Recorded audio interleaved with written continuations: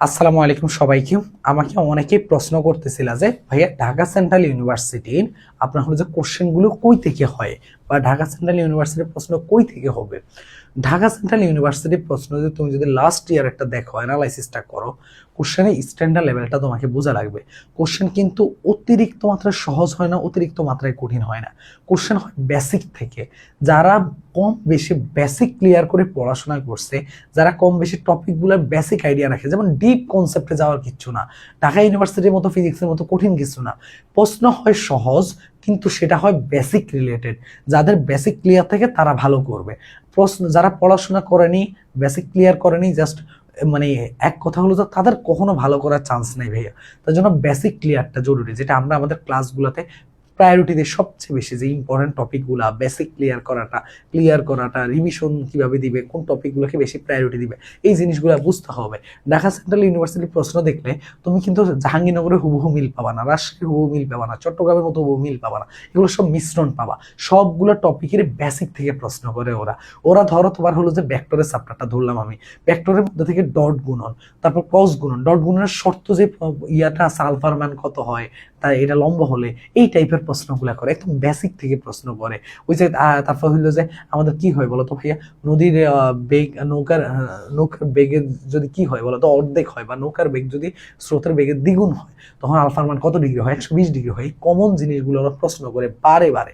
তার মানে কি, আমাদের এই বেসিকটা ক্লিয়ার থাকতে হবে। তুমি যদি বেসিক ক্লিয়ার রাখতে পারো, তুমি যদি একটু কনসেপচুয়াল গুলা একটু কনসেপ্ট অনুযায়ী ভালো মতো করতে পারো, তাহলেই হবে। এখানে আরো দুইটা টুইস্ট আছে। সেই দুইটা টুইস্ট বলার আগে তোমাদেরকে একটা জিনিস বলি। তার জন্য তোমাদেরকে বেসিক জিনিসগুলোকে প্রায়োরিটি দিতে হবে। বেসিক জিনিসের পাশাপাশি তোমাদেরকে একটু কষ্ট করে ভাইয়া কয়েকটা জিনিস বলতেছি। মানে আমি দুইটা ধাপে ভাগ করছি, দেখো। জাহাঙ্গীরনগরের কোশ্চেনটা, জাহাঙ্গীরনগরের কোশ্চেনগুলো, চট্টগ্রামের প্রশ্ন কিন্তু ইজি হয়। আর 3 নাম্বার হলো যে রাজশাহী কোশ্চেনগুলো একটু দেখবা, আরো ভালো হয়। আর একটা যদি ধরো তোমার কাছে মনে হয় যে ভাইয়া এত আলাদা আলাদা ভাবে না দিয়ে আপনি আমাকে একটা জিনিস বলেন, যে একটা জিনিস করে যাব আমি ঢাকা সেন্ট্রাল ইউনিভার্সিটি, আমি টপ রেজাল্ট করে আসবো। ওই একটা জিনিস বলার আগে ছোট্ট করে আমি তোমাদেরকে বলি, সেটা হলো যে আমরা কিন্তু এই ব্যাচের মধ্যে এই বেসিক জিনিসগুলোকে প্রায়োরিটি দিয়েই পড়াই।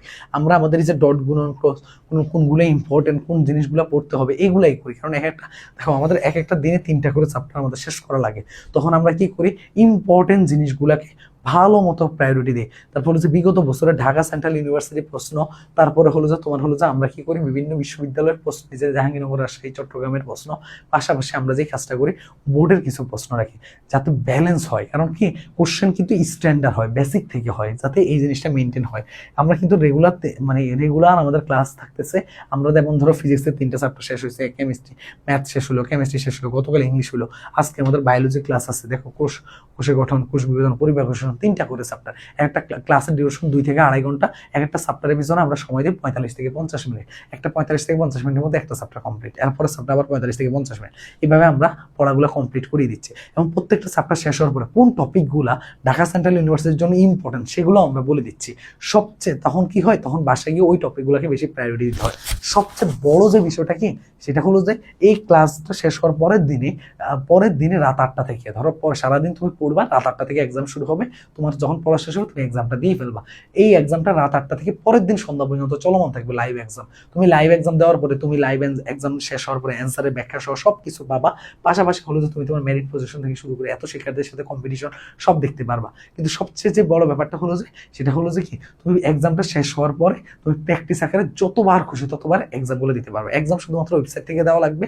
ক্লাস তুমি 2 জায়গায় পাবা, ফেসবুকের প্রাইভেট গ্রুপও পাবা, এবং তুমি পাশাপাশি ওয়েবসাইটও পাবা। যেখান থেকে তোমার সুবিধা হয় সেখান থেকে তুমি করে নিবা। আর একটা বিষয় আছে এখানের মধ্যে, সেটা হলো কি, সেটা হলো যে তোমরা যখন ক্লাসগুলা করো, সাথে সাথে ক্লাসের স্লাইডগুলো আমরা প্রোভাইড করে দিই, আর হ্যান্ড নোট আগে দিয়ে দিচ্ছে। তো এই ব্যাচটা আমাদের দেখো, এখানে 24শে জুন পর্যন্ত আমরা মোটামুটি পড়াশোনা কমপ্লিট করব। 25, 26, 27, 28, 29, 30 আমরা সাবজেক্ট ফাইনাল শেষ করব। তারপর আমরা যেটা করতেছি, ফাইনাল মক টেস্ট 1, এই 1 থেকে 7 ফাইনাল মক টেস্ট 7টা নিব। আমরা হয়তোবা পরীক্ষা 10 অথবা 17 জুলাই হতে পারে, যেহেতু এই দুইটা ডেট সায়েন্স ইউনিটের জন্য সম্ভাবনা ডেট। ডেট, 7 জুলাই আর 10 জুলাই, সরি 10 জুলাই আর 17 জুলাই। তো 10 জুলাই হলো যাতে আমাদের কোনো রিস্ক না থাকে, এই জন্য আমরা 2 দিন হাতে রাখতেছি নিজেরা পড়ার জন্য, তারপর তুমি পরীক্ষা দিতে পারবা। আর 17 জুলাই হলে আমরা আরেকবার রিভিশন দেওয়ার সুযোগ পাবো, এইভাবে আমরা প্ল্যানিং করছি। আর হলো যে এই হোয়াটসঅ্যাপ নাম্বারে তুমি যোগাযোগ করলে তোমার ভর্তি কনফার্ম হয়ে যাবে, কারণ 149 টাকা অফারে, 149 টাকা দিয়ে এখনো ভর্তি চলমান আছে। প্লাস এক্সাম গাইডলাইন সেশনও, গাইডলাইন সেশন আমাদের মেবি আজকে রাত 11টা একটা গাইডলাইন সেশন আমরা এক্সট্রা করে নেওয়ার প্ল্যানিং করতেছি। তার মানে দেখো গাইডলাইন সেশনও হবে, প্রত্যেক সপ্তাহে একটা করে গাইডলাইন সেশন রাখার চেষ্টা করতেছে। তার মানে ক্লাস, এক্সাম, গাইডলাইন সেশন সব কিছু, মানে সব কিছু তুমি এই 149 টাকার মধ্যে পাবা। তুমি এই হোয়াটসঅ্যাপে মেসেজ দিয়ে ভর্তি হয়ে যেতে পারবা, অথবা আমাদের ওয়েবসাইট থেকে ডিরেক্ট তুমি ভর্তি হয়ে যেতে পারবা, যেটা তোমার সুবিধা হয়। যেই কথা ছিলাম, একটা বইয়ের কথা বলবো, যেই বইটা পড়লে তোমার অনেকাংশ কমপ্লিট হবে, সেটা আর কিছু না, সেটা হলো উদ্ভাসের ভার্সিটি ক প্রশ্ন ব্যাংকটা পড়বা। এই কয়েকটা জিনিস একটু চেষ্টা করো ভাইয়া, তাহলেই হবে ইনশাল্লাহ। ভার্সিটি ক প্রশ্ন ব্যাংক, এই কিছু জিনিস করো তাহলেই হবে ইনশাল্লাহ, ডিসিউতে একটা ভালো রেজাল্ট করে আসতে পারবা। সবার জন্য শুভকামনা রইল, এই জিনিসগুলো ফলো করো। যারা এখনো ব্যাচে যুক্ত হন দ্রুত যুক্ত হয়েছে। আল্লাহ হাফিজ, আসসালামু আলাইকুম।